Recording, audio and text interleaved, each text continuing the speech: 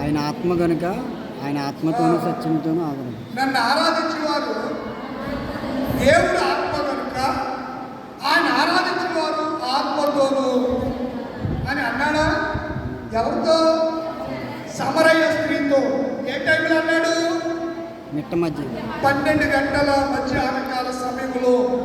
ఏ బావి దగ్గర అన్నాడు? సుకారను యాకోబు బావి దగ్గర. సుకారను గ్రామంలో యాకోబు తమ్మిరెడ్డి బావి దగ్గర ఆ బావి నీళ్లు చేదుకోవడానికి వచ్చినటువంటి ఒక స్త్రీతో ఆయన మాటలు చెప్పాడు. ఆత్మని దేవుడు శరీరాన్ని దాల్చినటువంటి దేవుడు తరువాత హోలీ స్పిరిట్ గా పరిశుద్ధాత్మగా ఆయన మనతో ఉన్నాడు. ఆయన అంటున్నాడు, ఇదిగో యుగ సమాప్తి సదాకాలం ఎవరితో ఉన్నాను? చాలా మంది నీకు ఎందుకు నేను ఉన్నాను కదా, నేను తోడుగా ఉన్నాను అంటాడు కదా. గుర్తుంది అన్ని దొంగ మాటలు. ఇలా చెప్పినోళ్ళు అసలే నమ్మకూడదు. ఇలా చెప్పినోళ్ళని ఏమని ఇలా నమ్మకూడదు కానీ దెబ్బతింటావు. ఆయన ఏమంటున్నాడు? ఇదిగో నేను యుగ సమాప్తి వరకు సదాకాలం వారితో చెప్పాడు. ఇప్పుడు మీరు ఎక్కడికి వస్తారంటే కొరింథీయులకు రాసిన రెండవ పత్రిక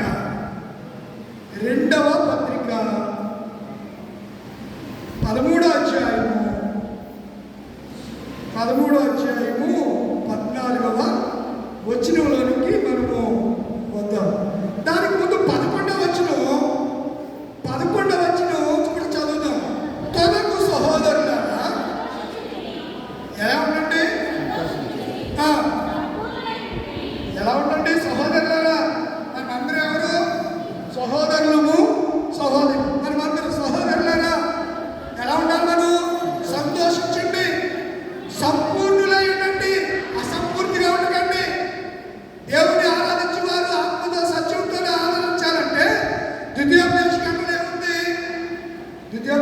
ఉంది. ఆయన ఆరాధించిన వారిని ఎలా ఆరాధించాలని చెప్పాడు?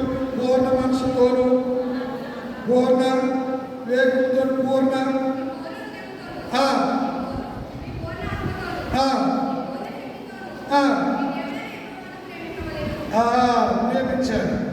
ప్రేమించాలంటే మనం మనసును తిప్పుకోవాలి. చూడండి, ఎహెజ్కేలు గ్రంథం 18వ అధ్యాయం 30 వచనాల నుంచి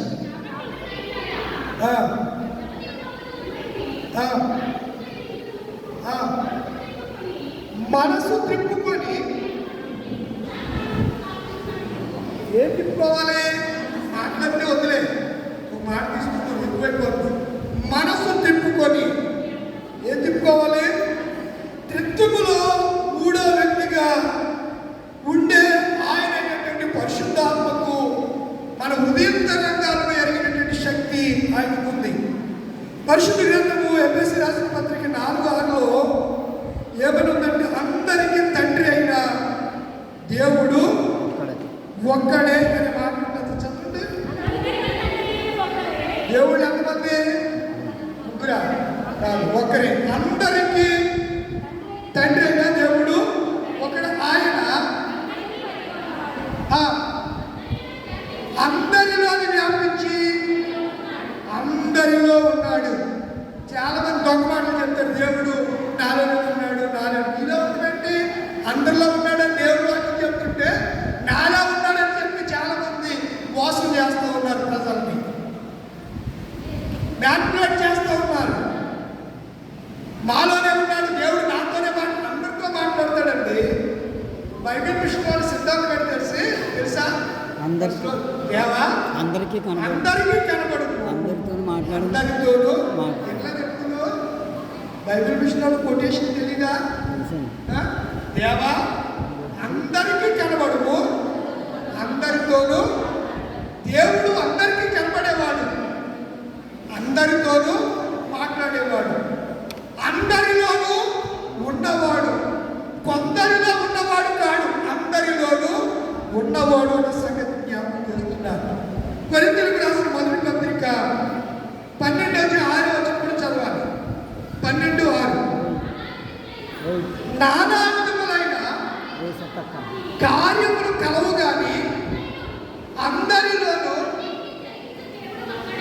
ఎంతమంది? ఒక్కడే. అందరిలోనూ అన్నింటిని, కొన్నింటిని కాదు, అన్నింటిని జరిగించు దేవుడు కూడా only one God. Only one God. దేవుడు ఒక్కడే. ఆయన అందరిలో ఉంటాడు, అందరిలోనూ ఆయన సంచారం చేస్తాడు, అందరిలో నివసిస్తాడు. ద్వితీయోపదేశకాండం 6వ అధ్యాయం 4వ వచనం కూడా చదువుకుందాం. నీ పూర్ణ హృదయంతోను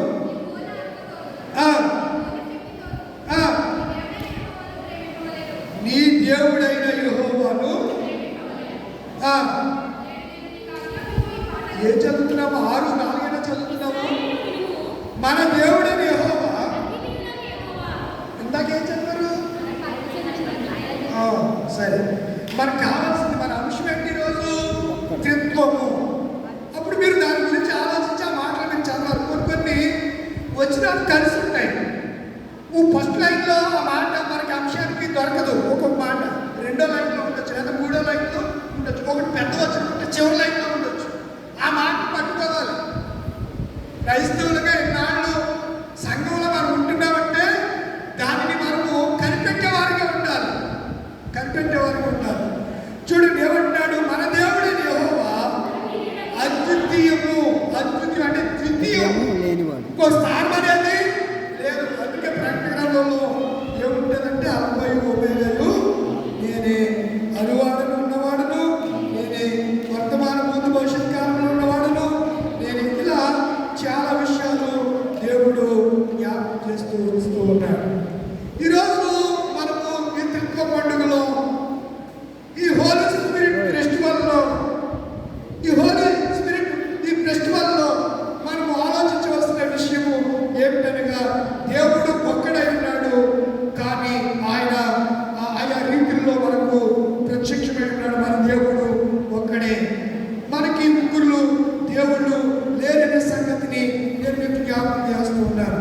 ఇంకా మీకు ఇంకా బాగా అర్థం కావాలి అని అంటే, యోహాను రాసిన 2వ పత్రిక 2వ పత్రిక 1వ అధ్యాయం 7వ వచనం.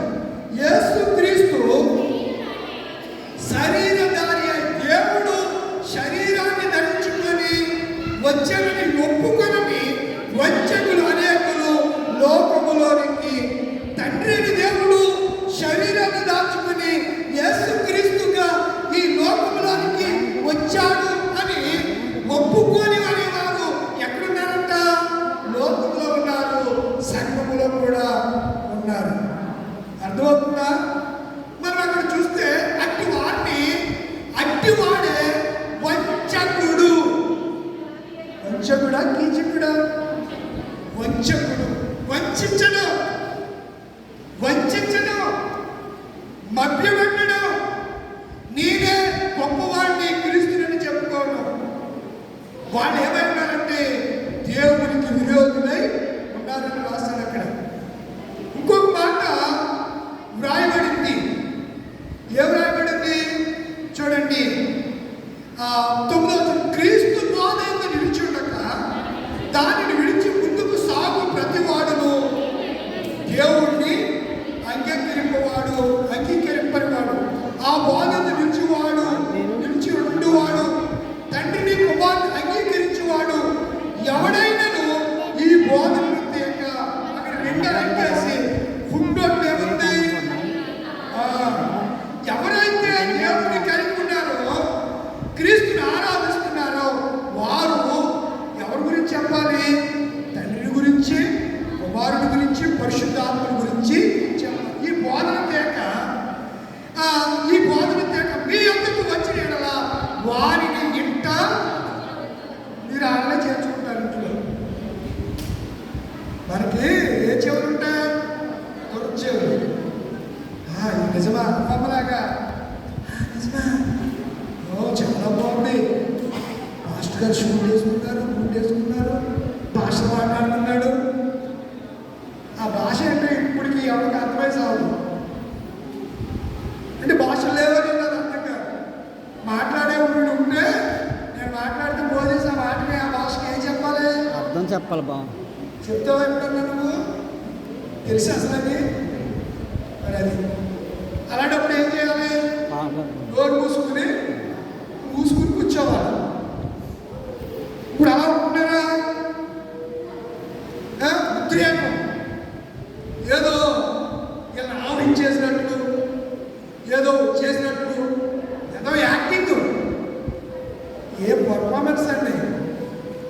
అసలు ఏంటి మార్కులు 100కి ఎక్కించిన పర్లేదు. అలాంటి వాళ్ళు ఉన్నారు అనే సంగతిని నేను జ్ఞాపకం చేస్తున్నాను. ఆ తండ్రి కుమార్ని బాధ తేవచ్చు, శుభమని కూడా చెప్పొద్దు.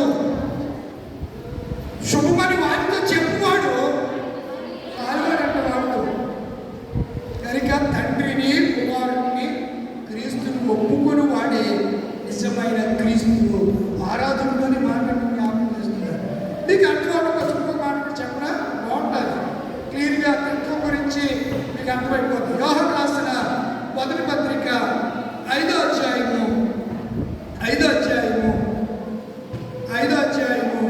6వ వచనం. నీళ్ళ ద్వారాను రక్తము ద్వారాను వచ్చిన వాడు ఈయనే, అనగా యేసుక్రీస్తు. అనగా యేసుక్రీస్తే. ఈయన నీళ్లతో మాత్రమే కాక నీళ్లతోనూ రక్తముతోనూ, అక్కడ ఫైబర్ వేసి గ్రీక్ భాషలో లో అని ఉంటారు. లో, నీళ్లలో, రక్తములో. మీరు పాడతారు కదా పిల్ల, ప్రతి 2 ఆదివారం తెగబాడి అంటారు కదా.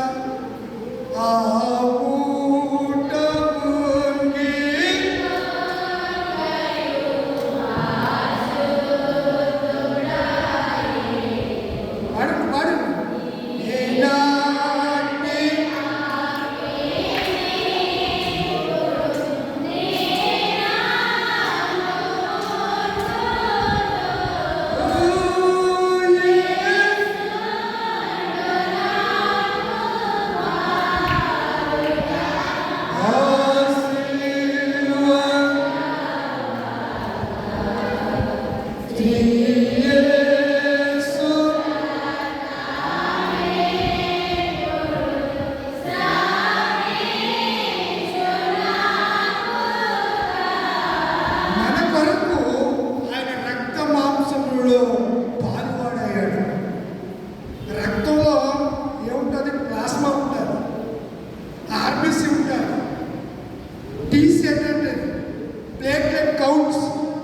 ప్లేట్లెట్ కౌంట్ పడిపోతే 4,000 ఉండాలండి. 4,000 ఏ 40,000 వచ్చేసింది అనుకోండి, ఏమైపోతుంది? 4 లక్షల నుంచి ఏ 40,000 వచ్చేసింది అనుకోండి, ఏమవుతాడు? కోమా దగ్గరికి పోతాడు. అలాంటి వాళ్ళకి ఇమీడియట్గా ప్లేట్లెట్ ఇంప్రూవ్ అవ్వాలంటే బొబ్బాస్ ఆకుల యొక్క రసాన్ని తాగిపిస్తే కొంతవరకు మెరుగవుతారు. ఈ ప్లేట్లెట్స్, రక్తం చాలా విలువైంది కదా. ఈ రక్తాన్ని కాల్చింది ఎవరు? యేసయ్య కదా. ఇక్కడ అపోస్తలుడైన యోహాను గారు ఏమంటున్నాడు? నీళ్లతోనూ రక్తముతోనూ. ఆత్మ ఎవరు? సత్యం. అందరికి తిరిగి సత్యము కనుక సాక్ష్యం ఇచ్చేవారు. వచ్చేసిందని అంశం.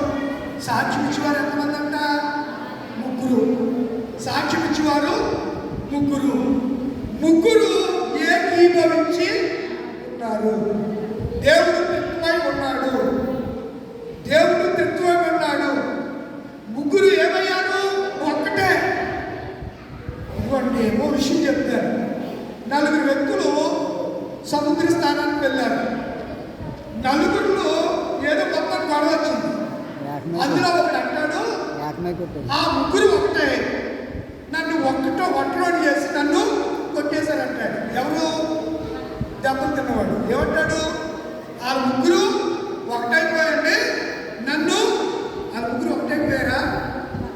3 వ్యక్తులే కదా. ఏంటి మనిషి నవ్వుతున్నావు? ఆ 3 నువ్వు మీ చెల్లి ఒకటేనా?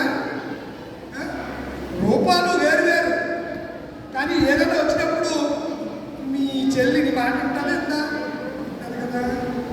నేను ఆకాశంలో చెప్పట్లేదు ఇక్కడ. ఎవరన్నా ఒక గొడవ పడినప్పుడు లేకపోతే కుటుంబ తగాదాలు వస్తాయి.